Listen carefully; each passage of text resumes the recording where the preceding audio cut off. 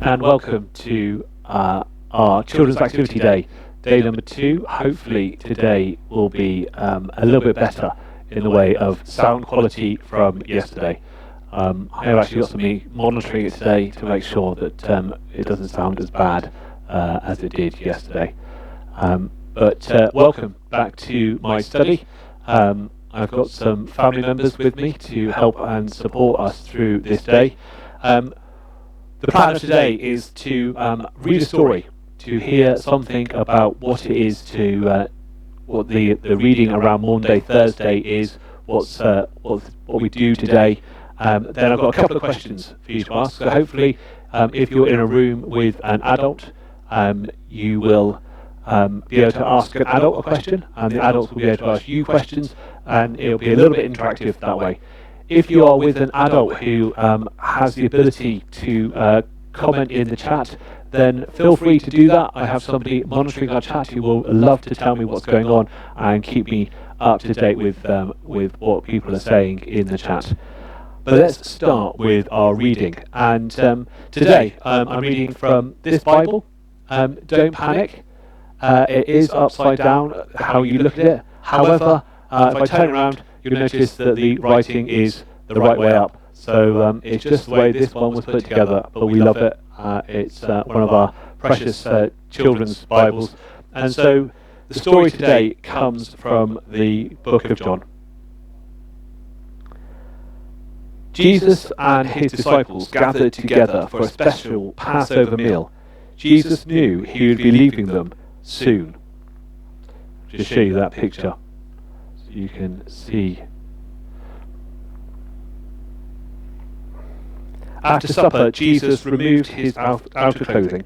He wrapped a towel around his waist. Then he filled a bowl with water. Jesus washed and dried the disciples' feet one by one. Then it was Peter's turn. He said to Jesus, "Lord, you should never wash my feet." Jesus answered him, "I must wash your feet, for you to be part of my kingdom." Then he said to them all, "As I have washed your feet, you must wash each other's feet." By doing this, Jesus showed his friends how to love and serve each other. There's a picture of Jesus with his bowl and Jesus washing Peter's feet. Jesus said to them, "One of you will turn against me tonight." And his disciples were shocked and said, "We would never do that." "Who will turn against you?" John asked. "The one I give this piece of bread to," said Jesus. He handed it to Judas and said, "Do what you must do." Judas left quickly. Then Jesus did something else. He picked up a loaf of bread, blessed it, then he broke it into pieces. He gave the bread to his disciples to eat. Jesus said, "This bread is my body. Every time you do this, think of me." In the same way, he took a cup of wine and blessed it and gave it to his disciples to drink. "This is my blood. It is poured out to forgive the sins of many." There's Jesus breaking the bread and him sharing his meal with his friends. "The time has come for me to go away. Where am I going? You cannot go yet. I am going to heaven to prepare a wonderful new home for you. But I will return to you soon. At first you will be very sad, but do not be frightened. Soon you will understand, and you will be filled with joy." So that's a very abridged version of the Bible story of the Last Supper and the washing of the feet. We're going to think about that story now and about what it might mean. And I've got a couple of questions to kind of help us get into this story and to think about what it might mean to us. Especially we're going to focus on that first bit of our story about Jesus washing people's feet. Now I don't know about you, what do you think about washing people's feet? Do you think it's a nice thing to be able to do? Maybe you think it's a bit of a smelly thing. Maybe you might look at your the adult who's with you at the moment, and you might consider whether you like the idea of washing their feet. It's a nice hot sunny day. It might be something that might be a bit smelly. Imagine what it had been like in Jesus' time. They all wore sandals. They were all walking around in hot Israel at the time, where there had been lots of dirt on the floor, and Jesus offered to wash his disciples' feet. So the first question I've got for you, for my family here to discuss, but also for your family at home to discuss, is, this is for the children, why do you think Jesus washed his disciples' feet? To show he loved them? Yeah, that's really good. To show they're part of the kingdom, so kind of like part of the wider family of God.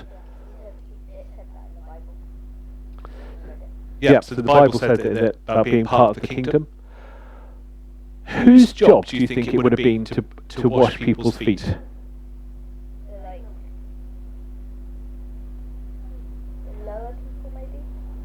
Yeah, what would we call them? The servants, yes, Oliver. It would have been the servants' job to wash the feet. So what was Jesus doing when he was washing his disciples' feet? Yeah, he was showing that he was their servant. It's a bit of a weird, topsy-turvy world, isn't it? That Jesus comes, he's the Son of God, he's about to go and to die. We'll read more about that story tomorrow as we think about what it means in Good Friday. But we discover that Jesus was wanting to be a servant. He was wanting to show them how they might live their life. What did he say to his disciples after he had washed their feet? You have to wash each other's feet. So he wanted them to follow his example. And that's really important when we think about Jesus and think about his life, is that actually Jesus is an example to us. Jesus is somebody who doesn't say, do as I say, but not as I do. He's somebody who says, just watch me, just follow what I do, and you will be a follower of mine. So, just to kind of sum up the idea around washing feet and what's that mean? Washing feet was not an unusual thing in Jesus' time, because the ground was dusty and most people wore sandals. When you had a guest in your house, you might offer to wash their feet. Jesus wanted to teach his disciples a lesson, to help them understand what it means to love and serve others. Jesus lived his life as an example for us to follow of how to share God's love with us. Now comes your question for your adults, one for them to think about, because you don't get off free just sat watching. It's time for you to answer some questions yourself. Ask your adults, can they think of a time when somebody did something for you that you were not expecting, that blessed or encouraged you? Take a few minutes now, maybe see if you can get something in the chat to let me know a story, or just what was the little thing that was done. Samantha, anything come to mind for you?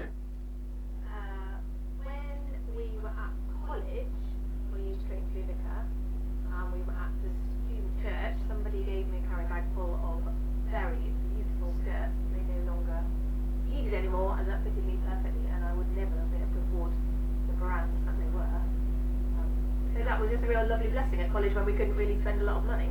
Yeah, so we went from being having 2 full-time jobs, and then went to college to train as a vicar, and then I became a student, and Samantha gave up work as being a nurse, and so we went from 2 fairly good incomes, me as a manager of B&Q and Samantha as a nurse, to having a student's income, and no longer could we afford nice clothes and stuff like that, and Samantha was blessed with having been given some nice clothes that fitted her perfectly. For me, it was just before coming down here to work, and our car had broken down, and somebody in my church in Wolverhampton said to me, I've got a car you can have. And I said, how much do you want for the car? And he said, nothing. You can keep it, it's yours, I'll drop it off to your house with the keys, and I'll give you the documents. You can keep it, but I wouldn't recommend MOTing it because you'll spend more money on it than you need to, but have it for the next year. And that was a real blessing for us as we came down here and got to enjoy not a new car, a very old car, but having 2 cars, which made our life a lot easier as I started work down here. So hopefully you've had a bit of chance to discuss that in at home in your groups. Maybe we'll come back to some of the stories in a moment if somebody's brave enough to share one with me. But in the meantime, we are going to play a little activity. Now, Jesus wants you to follow him. And as I said, Jesus wants you to watch what he does and to do those things. So when you read your Bible, you want to look at Jesus and say, what's he doing and how does he behave? And we're going to play a little game now, completely frivolous, but it's called Follow Me. And all you have to do is each of us in our family are going to do something, and you need to follow our actions at home. And that's it. It's really simple. Have a go. And so I'm going to start, and then Harriet's going to have a go, and then Eleanor, and then Oliver. And you just need to follow what we do and play along with us at home. So it's really simple. I'm going to start really easily. See whether you can follow this. Hopefully that's going well at home. Can we follow it along? Excellent. I don't think Harriet was really going for it with the tongue movement there, but there we go. We can live with that. Harriet, what are you going to show us? Harriet is standing on one leg. Hopefully you can see that Harriet's standing on one leg. Okay, let's have a go at standing on one leg. Basically, you're only going to see my leg, I think. I'm going to stand over here. You can probably see my knees up, but that's about it. Excellent. Eleanor, over to you. Heads, shoulders, knees and toes. One more time, just so the people at home can see. Heads, shoulders, knees and toes. Okay, everybody else have a go. Heads, shoulders, knees and toes. Heads, shoulders, knees and toes. Excellent. Oliver, you're up next. What are you going to have a go at? Patting tummy and rubbing your head and patting your tummy. Rubbing your head and patting your tummy. This never works out well for me. Don't know whether you can see how bad I am at that. That's pretty awful. Thank you, Oliver. So that's just a little game. You can carry on playing that at home after we've finished. I also brought out. We're not going to do this today. Here because I promised you only kind of 10 to 20 minutes of time, but I brought a bowl with me so you can have a think, maybe have a think about what it means to wash each other's feet. If we were at church tonight, that's what we would be doing. We would take time. I would take time to wash 2 or 3 people's feet to remind myself of what Jesus asked me to do, to be a servant to all. And so maybe you can take a bit of time, adults to wash your children's feet, and children to wash your parents' feet, just to remind yourself about who you are and things like that. Do we have any stories? There is somebody watching who was given a mechanical pencil by her friend, which she felt was really kind and So getting a gift from people. It's often those things, isn't it? Getting a gift of a mechanical pencil, which is often very nice. I do love a mechanical pencil. I can see that as being a good thing. So yeah, I think getting those gifts are something that you really surprises you. It's a really nice thing. Well, thank you for joining us today live. Do feel free to share this with your friends and family. We will be back tomorrow at 3 o'clock. For some Good Friday. There will be some craft tomorrow. We'll be actually doing some sort of craft tomorrow. I don't know what you'll have in your house, but we're going to have a go, and we'll try and work out different ways you can have a go at this craft at home. But we're going to do some craft tomorrow as we look at Good Friday and the story of Jesus' death. But before we go, let's pray. Dear God, thank you that your Son, Jesus, came and lived on earth as an example for us to follow. Help each of us to love and serve others as your Son loved and served the world. Help us to share your love with the world by saving those we meet, by serving those we meet. May the way we love others speak of your love in the world. Amen. Well, bless you all. Have an enjoyable rest of the day, and I will see you tomorrow at